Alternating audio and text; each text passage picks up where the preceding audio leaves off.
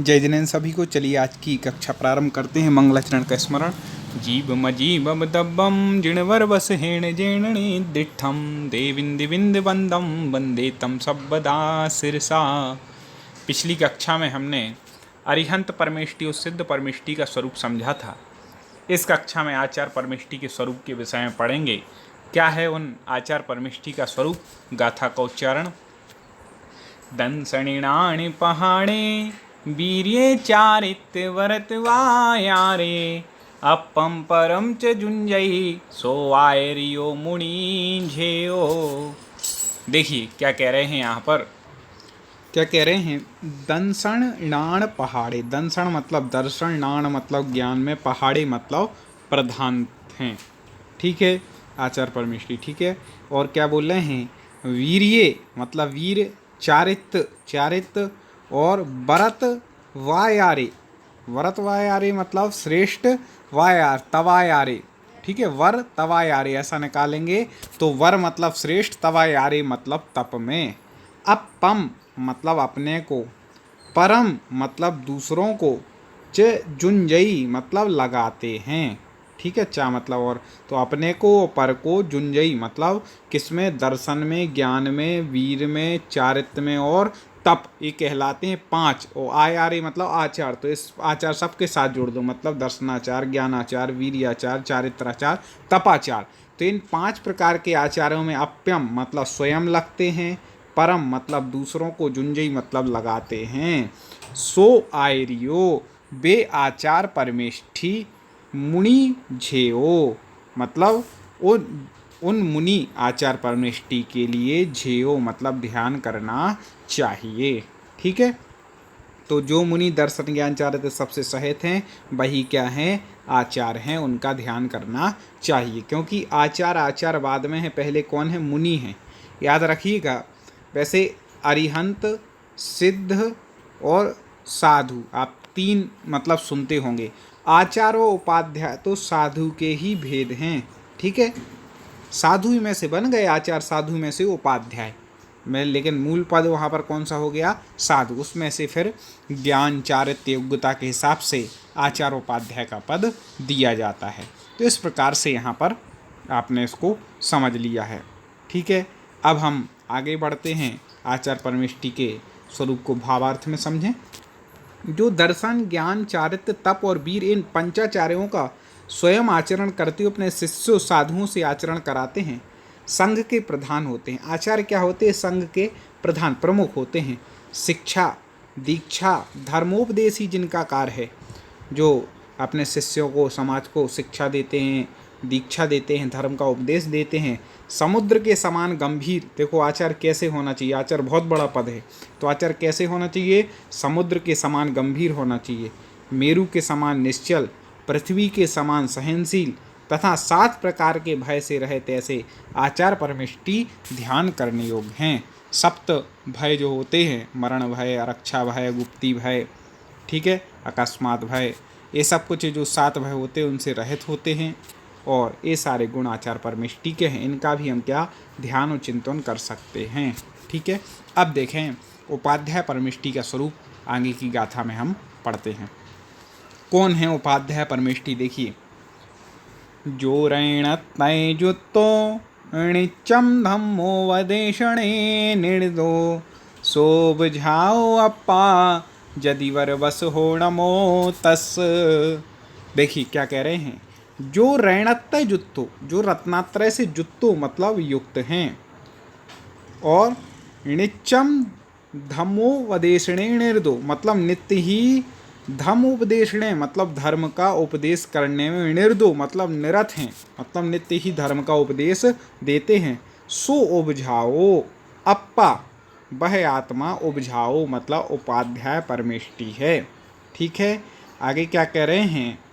जदिवर वसो हो, जदिवर मतलब यतिवरों में, जदिवर बस हो मतलब यतिवरों में प्रधान है, मतलब मुनियों में प्रधान है। मुनियों में श्रेष्ठ कौन है? उपाध्याय। ठीक है, तो जतिवर बस हो मतलब वह मुनियों में श्रेष्ठ उपाध्याय परमेष्टि है। नमो तस्से, तस् मतलब उनके लिए, उनको, नमो मतलब नमस्कार हो। जिस प्रकार से यहाँ कह रहे हैं उपाध्याय परमेष्टि की परिभाषा की, जो रत्नात्रय से युक्त हैं और हमेशा ही धर्म के उपदेश में निरत हैं और यतिवरों में श्रेष्ठ हैं, ऐसी आत्मा उपाध्याय परमेष्टि हैं। और नमो तस्से मतलब उनके लिए नमस्कार हो, मैं नमस्कार करता हूँ। चलिए, उपाध्याय परमेष्टि के बारे में कई लोगों के कई प्रकार के प्रश्न रहते हैं। सबसे पहला प्रश्न तो रहता है कि उपाध्याय परमेष्टि के कितने मूल गुण होते हैं। ठीक है, तो मूल गुण के विषय में जो आता है तो आपको बता दें कि उपाध्याय परमेष्टि के 25 मूल गुण हैं। कई लोग कहते हैं जब साधु परमेष्टि छोटे तो उनके 28 मूल गुण, उपाध्याय के 25 मूल गुण, ऐसा क्यों? तो आपको बता दें कि हमने पहले बता दिया कि साधु तो सब हैं, तो 28 मूल गुण तो आचार्य भी पालन करते हैं, 28 मूल गुण उपाध्याय परमेष्टि भी पालन करते हैं। हाँ, ये 25 अलग से और होते उपाध्याय के, आचार्य भगवान के 36 होते हैं। तो 25 अलग से कौन कौन से होते? तो 11 अंग प्लस 14 पूर्व। ठीक है, इनके बारे में हम बता चुके हैं कि टोटल जिनवाणी के 12 अंग होते, द्वादशांग रूप होती है, जिसमें से 11 अंग होते, 12वां अंग है जो उसका भेद है दृष्टिवाद, उसके पूर्वगत आदि भेद होते हैं 5, उसमें पूर्वगत के 14 भेद होते हैं। तो ठीक है, वो 11 अंग और 14 पूर्व का जिनको ज्ञान रहता है वो कौन कहलाते हैं? उपाध्याय परमेष्टि कहलाते हैं। अब प्रश्न उठता है कि वर्तमान में क्या उपाध्याय परमेष्टि होते हैं? तो देखें, वर्तमान में स्थिति अपन 11 अंग 14 पूर्व के ज्ञानी तो होते नहीं, तो वर्तमान में जो संघ में मतलब आप समझ ले कि अच्छे ज्ञानी होते हैं, शिष्यों को पढ़ाने वगैरह का काम करते हैं, तो आचार्य उन्हें उपाध्याय पद दे सकते हैं, उपाध्याय बनते हैं। इस प्रकार से यहाँ पर अपन समझ सकते हैं। चलिए, अब भावार्थ देखें। उप मतलब समीपे, यस्य समीपे अधेते शिष्य वर्गः पठति सह उपाध्यायः। मतलब यहाँ पर क्या कह रहे हैं कि जिनके समीप में, ठीक है, यश मतलब जिनके समीपे मतलब समीप में, अधीते मतलब बैठ कर के, शिष्य वर्ग मतलब शिष्य वर्ग, पठति मतलब पढ़ते हैं, सा उपाध्याय वो उपाध्याय हैं। मतलब जिनके समीप में आत्म कल्याणार्थी साधु वर्ग अध्ययन करते हैं वे उपाध्याय हैं। जो रत्नात्रय के आराधक नित्य साधुओं को धर्म के उपदेश देने में तत्पर और शुद्धि करुणावान मुनियों में प्रधान अंग व पूर्व के ज्ञाता हैं वे उपाध्याय ध्येय हैं। उनको नमस्कार कर उनका ध्यान करना चाहिए। तो इस प्रकार से उपाध्याय परमेष्टि का स्वरूप कहा। अब साधु परमेष्टि के स्वरूप के विषय में हम पढ़ेंगे। देखिए, साधु परमेष्टि का स्वरूप क्या कह रहे थे?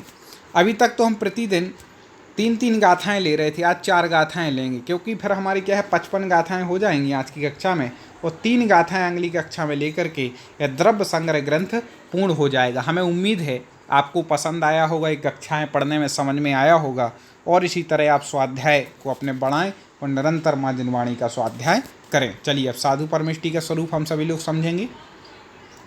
दंसणिणाण समग्गम मग्गम मोक्षस्य जोहुचारितम सादे अधिडिच शुद्धम साहु सा मुनि नमो तस्।